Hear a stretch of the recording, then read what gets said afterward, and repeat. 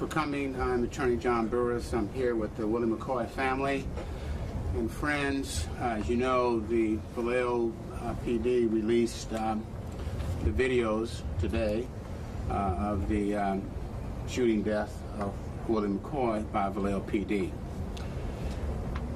I am shocked and outraged as much as one could be by the manner in which Vallejo P.D. executed Willie McCoy.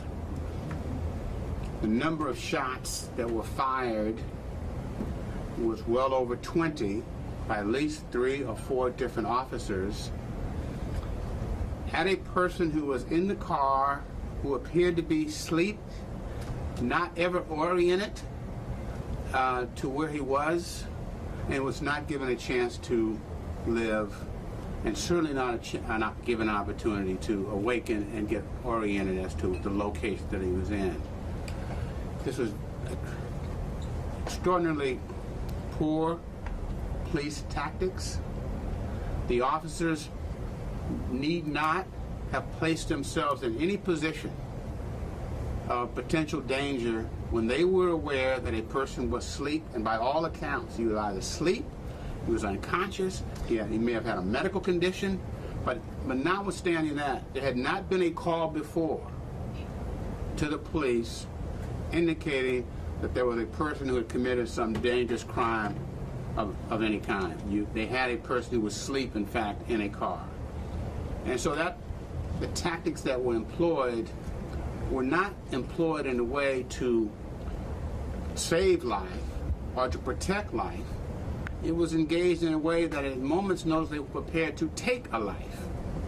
The wrong tactics, it seems to us. And I think that when we look at the video, there's a lot of different, there's 6 videos.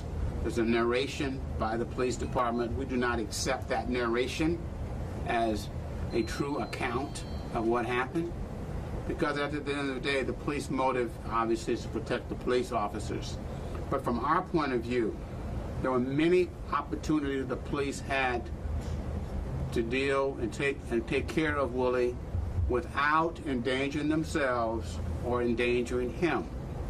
The car was blocked. Another window on the other side had a paper plastic on it, which could easily open. The officers could have literally put themselves in safety position if they saw a gun and used a bullhorn of some kind, or broke the window of some kind, something to awaken him. But if you awaken someone out of a sleep, or someone who is not oriented, alive, awake, then you've got to expect that there will be some natural reaction, some natural movement. And what we see in the video, that at one point Willie looks like he was scratching himself, kind of like what we all do when we're asleep, you know, some kind of involuntary movement, not being clearly aware. And then when he stops that and it looks like he moves, he's shot and killed. There was no, and it was a collage of shots. It wasn't one shot. There wasn't any opportunity.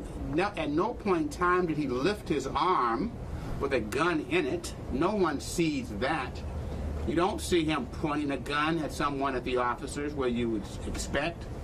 But no, what you say is him moving in kind of an involuntary way, and the officers just let a collage of shots. It was it was a fine squad. And I don't use that term lightly, but when you have that many shots, this young man was shot to pieces. His face, his head, his upper torso, all were subject to and received huge numbers of shots. And the gall of all of this is, even after they had shot and the boy was in the back in the car, kind of looking startled, more shots took place. And so he was never given an opportunity to live. It was designed to once they started the shooting, to in fact kill him. So this video that's been released, or videos that have been released, that's good, because I think it's important for the public to know and to see. It's important for the family and other people to see what actually happened.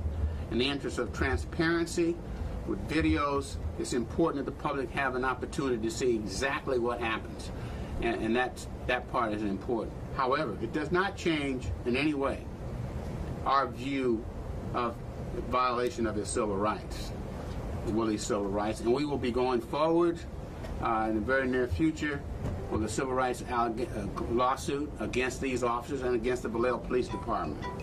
We are extraordinarily upset with the Vallejo Police Department because we are involved in a number of cases, police shooting cases, and we wonder whether or not there's a pattern in practice of discriminatory law enforcement as the use of deadly force against African Americans. We have a number of cases, and it may be that what we're seeing is the failure to properly train officers on how to save lives and allow them to quickly take lives without any real ramifications. We have not had any cases yet where any police officer in Vallejo has been disciplined for the use of deadly force, and some of our other cases where deadly force wasn't used, but it was excessive force, any of those officers have been disciplined. So in our view, Vallejo PD is amok, running amok, and out of control. And it has to come to an end. We're going to make sure we're going to do what we can to hold them accountable, not only for Willie's loss, but for other young people out there and other old people as well, because some of our people that have been killed by Vallejo PD are in fact middle-aged people. And so it's not just young people, but they're all African Americans. That's not true. Some are Hispanic as well. So from our point of view, it's an outrageous shooting. Willie never had a chance to survive. There was no effort to save his life, as opposed to, that is, deploying tactics that were designed to awaken him and make him be alert before they took action. There's nothing about it when they said police that were involved. They didn't say police, police. At some point in time they said, show me your hands. But he was still asleep. So we are very outraged by what we have seen. The family, in fact, has seen it, but they, in fact, now understand that what happened to Willie was a violation of his civil rights and, of course, their civil rights as family members as well. And we're going to take up that litigation on their behalf. Thank you. Now I'm going to turn it over to any family members who want to talk. Any? Dave?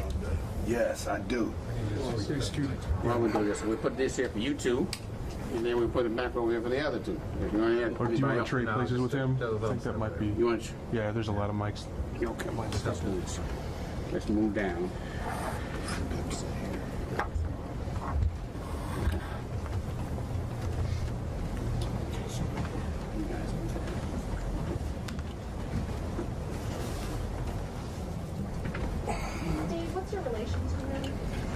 Willie is my little cousin, my baby cousin, and we were doing music and all kind of stuff together as well as business. So, yeah, Willie was my beloved little cousin. Hey, what's your last name? Harrison.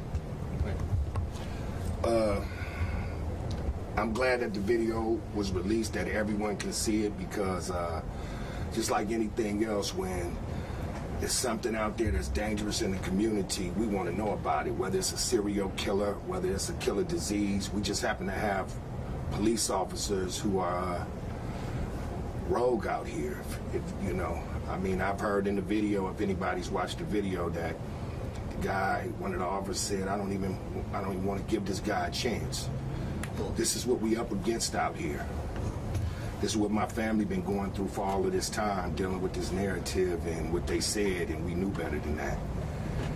And all of the other families who are grieving, the Grants, you know, the Ramoses, you know, the Stephon Clarks, you know, the Mike Browns. Willie is another legacy that's left in that, you know. And now now the world gets to see it. But what are we gonna do about it? We got to change some things. You know, we can't just be out here like, because Willie was a sitting duck in that car. He was asleep. And anybody can see that he was sleeping, that he was never woke. You know, and they didn't want to give him a chance. They was waiting. And anytime you yell, let me see your hands, after telling the rest of the officers if he moves, you know what to do. It's just like what Mr. Burris said. It's an execution by a firing squad. It's just this is how we living in America as Black and Latino people. Because we don't see nobody else happening like that. We don't see, you know, Mandarin or Chinese or Caucasian people dealing with this on a regular basis. We see people in these different areas that are predominantly Latino and Black. So yeah, we're outraged, me and my family, we really are. You know, and the every time that we look at that video, all we could do is just think about what Willie went through, you know. Willie is a person that was always trying to help somebody. For him to get that is just unacceptable. That's what I have to say. Hey, we talked the day it happened or the day after it happened. Has your opinion at all changed, or what's changed since you've seen the video? There's little things that I've seen in the video that I didn't see in the beginning, you know, that you catch now that you got a chance to get over the grieving part, because, you know, everybody's just really shook. Now that we could see everything that happened, we can tell that, you know, this was a racist act. It had to be racist. It's all of these white cops standing around. You have all of this time. It's like 15 minutes, you know, that they're just walking around the car, nonchalantly talking to one another. What's the danger? There's no danger there. You know, they're acting like it's like they said we fear for our life. That don't look like fearing for my life, not to me. And I'm pretty sure the rest of the world that viewed that video by now, they don't think that that was life-threatening or dangerous. Okay. I don't have nothing to say on this. You know, I'm going to show you a photo that's pretty shocking of a young boy. Pretty shocking. The number of times he was shot. This is just in the front area. Look at it if you. There it is. What happened to him?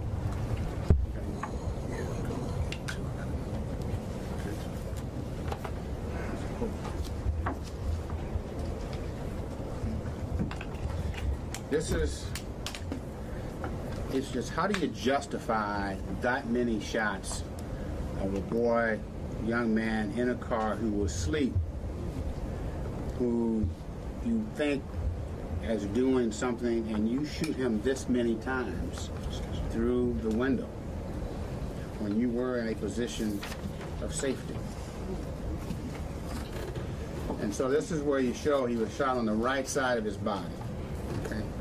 Now these are pretty graphic pictures, but I think that the humanity of this is you can see what the damage was done to this young boy, this young man.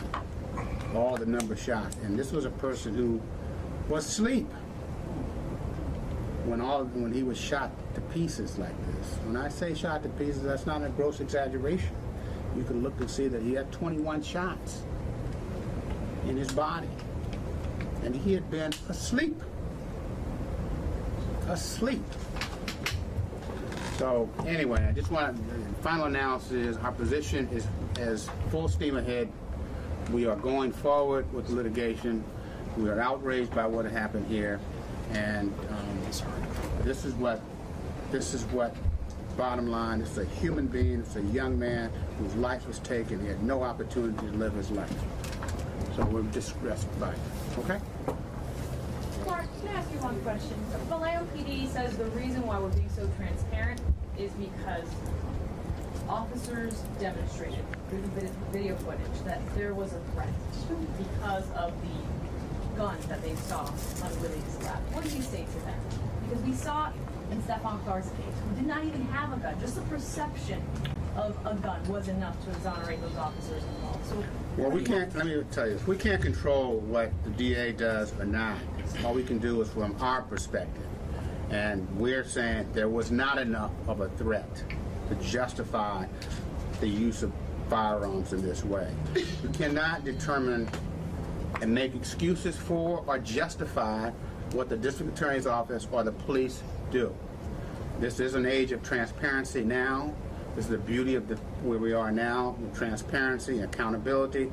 And so yes, they had an obligation to release these videos because the law now is such that you have an obligation to do it. So they haven't done us any real favors because the law now is you have to release it. And we don't make excuses, we don't justify, we don't try to reconcile with what the police officers claim they did, because that's their view. Our view is this, right? Our reality is this. That's what our reality is. And there's no reality of him being in possession of a fire, or using a firearm in a threatening way. And the reality is he, in fact, was asleep. Period. Period. And you can't awaken somebody up and they have a natural reaction to waking up and you kill them and then say it's justifiable because you had plenty of time to take time to wait. You could have waited. There was nothing about this having to be done when it was done. You had plenty of time, and they didn't take the time. They didn't create everyone knows in police work, it's about time and distance. And you take as much time as you need in order to get control of the situation. And you create distance. And here, they didn't create distance, and they cut down on the time. And they didn't have to do this when they did. That's the problem we see here. Okay. It's Dave, right? Yes, ma'am. I'm sorry. What did the music community lose with the passing of your little cousin, your baby cousin? Man, they lost a powerhouse. They lost a king. They lost somebody that was going to change the scope of this popular music that we have in hip-hop and rap music. He was putting messages in the music, talking about the struggle, how to make it out, how to do things other than do crime and be in the street. He was trying to get out of that. He came from that, and he was on to something else, something, his passions. And the only reason, I heard you ask the question about them releasing the videotape. The only reason they released this video is because they let somebody else see it that had no business seeing it. So they definitely not doing us no favors. So you're referring to the city council member? Yes, we are. Yeah. Dave and John, I wonder if any of the family members have any knowledge of if there's any pre-existing medical condition that would cause him to pass out in his car. Do you guys know of any?